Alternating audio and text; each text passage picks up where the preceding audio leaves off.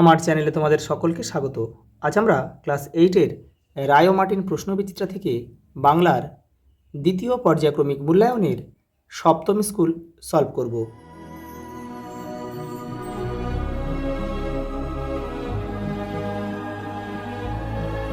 দেখো প্রথম প্রশ্ন, নাটোরের মহারাজার নাম কি? জগদীন্দ্রনাথ রায়। কৃষক আসিয়া কাঁদিয়া পড়িল। কতজন কৃষক ছিল? 20 জন। মাচানের তলায় রঙের ঢেউ মেলেছে। কিসের? লাল নোটে শাক। ঘরে ঘরে জ্বলে যায়। কি জ্বলে? স্বপ্নের মৃদু মোম।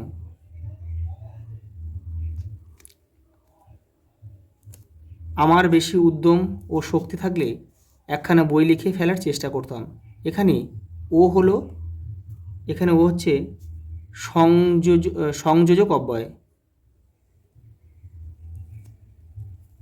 পরেরটা দেখো, ভারতবর্ষ শব্দটি কোন ধরনের বিশেষ্য? এখানে হবে সংজ্ঞাবাচক বিশেষ্য। পরেরটা দেখো, আগে তো দেখা করো তারপর ভাবা যাবে। রেখাঙ্কিত পদটি কী ধরনের অব্যয়? এই যে তোটা, এটা হচ্ছে আলংকারিক অব্যয়। তারপরটা দেখো, ইস একটুর জন্য ট্রেনটা ধরতে পারলাম না। রেখাঙ্কিত পদটি অর্থাৎ ইস, এটা কী পদ? এটা হচ্ছে অব্যয় পদ।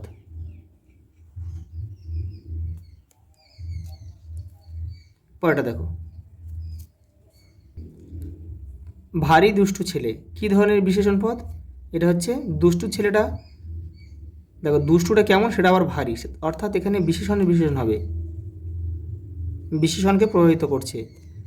বৃথা সময় নষ্ট করো না কী জাতীয় বাক্য? এটা হচ্ছে অনুজ্ঞা সূচক বাক্য।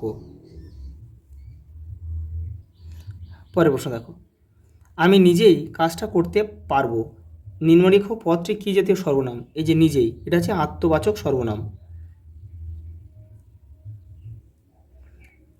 আজ এসো না কেমন, কেমন অংশটিকে কি বলা হবে? এটা হচ্ছে ক প্রশ্ন। পরের প্রশ্ন দেখো, বৃক্ষ শিশু কোথায় নিরাপদে নিদ্রা যায়? কঠিন ঢাকনা যুক্ত বীজের মধ্যে।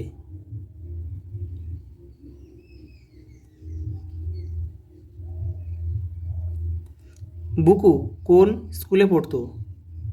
আদর্শ শিক্ষা প্রতিষ্ঠান।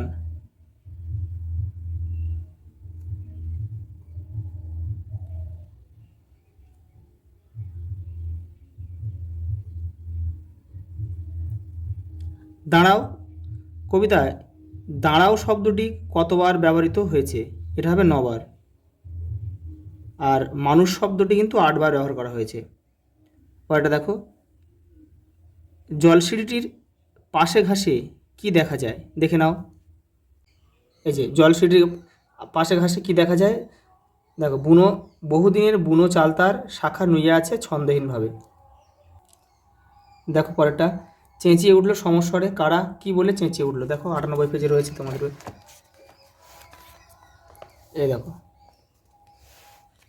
চেঁচিয়ে উঠলো সমস্বরে কারা কি বলে সমস্বরে চেঁচিয়ে উঠলো। দেখো, ছন্নছড়ে বেকার যুবকরা দুর্ঘটনায় আহত, নাম পরিচয়হীন ভিখারির দেহে প্রাণ আছে দেখে আনন্দে উল্লসিত হয়ে সমস্বরে চেঁচিয়ে উঠে বলেছিল প্রাণ আছে, এখনও প্রাণ আছে। পরের প্রশ্ন দেখো, মানুষ বড় কাঁদছে, মানুষ কাঁদছে কেন? দেখো 82 নম্বর পেজে রয়েছে। এই দেখো এখান থেকে লিখবে এই পর্যন্ত। পরের প্রশ্ন দেখো, কি করে বুঝবো গল্পটি কার লেখা? আশাপূর্ণা দেবী। আশাপূর্ণা দেবী। পরেরটা দেখো, অপুর পায়ের আঙুলে পাথরকুচি পাতা বেঁধে দিয়েছিল? এটা হবে অমলা। পরেরটা দেখো, বোধ করি এই কথাই হইতেছিল, কোন কথার প্রতি ইঙ্গিত করা হয়েছে? দেখো, বেনি ঘোষাল ও তোষামতকারী হালদারের সঙ্গে জমি সংক্রান্ত কথোপকথন চলছিল। চাষিদের জমি জলমগ্ন হয়েছে, তারা বিপাকে পড়েছে, এখানে সেই কথার প্রতি ইঙ্গিত করা হয়েছে। পরেরটা দেখো, অপু যষ্টি মধু ভেবে কি খেয়েছিল? পোস্ত, দানা। তিনকড়ির ছেলের নাম কি? বঙ্কা। গাঙ্গুলি বাড়িতে অপুর কখন নিমন্ত্রণ থাকতো? বিকালে। দেখো পরের প্রশ্ন, হাওয়ার গান কবিতায় হাওয়ার গানের মধ্যে দিয়ে যে সামাজিক সত্য ফুটে উঠেছে তা লেখো। এই যে তোমাদের এই প্রশ্নটা কিন্তু লিখতে হয়, এটা লিখলেই হয়ে যাবে। এই যে হাওয়ার গানের ক্ষেত্রে দেখো কী কী যুক্তি কবির মনে এসেছিলো বলে তোমার মনে হয়, এখান থেকে এটা পুরোটা লিখবে, তোমরা পড়ে তোমাদের নিজের মতো করে লিখবে, মুখস্থ করার কোনো দরকার নেই। পরেরটা দেখো, মালিক কোথাও নাই রে, কিসের মালিক? ডিঙি। সেটি কোথায় বাঁধা ছিল? হিজল, হিজলের ডালে।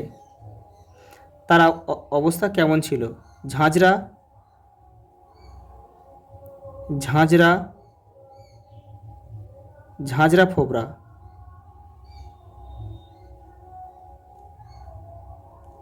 পরেরটা দেখো, যেন একখানি সুখের কাহিনী নানান আখরে ভরি।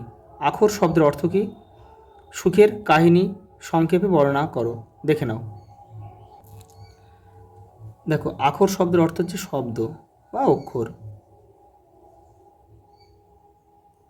দেখো সুখের কাহিনীটি দেখে নাও, 137 নম্বর পেজে রয়েছে। এই যে এখান থেকে এই পর্যন্ত লিখতে হবে। পরের প্রশ্ন দেখো, নানান উপায়ে গাছের বীজ ছড়ায় যায়। পাঠ্যাংশ অনুষ্ঠানে লেখো, 102 নম্বর পেজে রয়েছে। দেখো এই যে দেখো, নানা উপায়ে গাছের বীজ ছড়ায় যায়, এখান থেকে তোমাদের এই পর্যন্ত লিখতে হবে। পরেরটা দেখো, যেন ইন্দ্রপুরী, কিসের সঙ্গে ইন্দ্রপুরীর তুলনা করা হয়েছে? কেন লেখক এমন তুলনা করেছেন? দেখো 130 নম্বর পেজে রয়েছে। দেখো নাটোরের বাড়িটাকে ইন্দ্রপুরীর সাথে তুলনা করা হয়েছে, কারণ কি? এখান থেকে এই পর্যন্ত লিখবে। মোরা নালিশ করতে পারবো না, কে এ কথা বলেছে? বক্তা নালিশ করতে পারবেন না কেন? দেখো 87 পেজে রয়েছে। এই যে এখান থেকে তোমরা এই পর্যন্ত লিখে দেবে। পরেরটা দেখো, এটা আকবর হবে।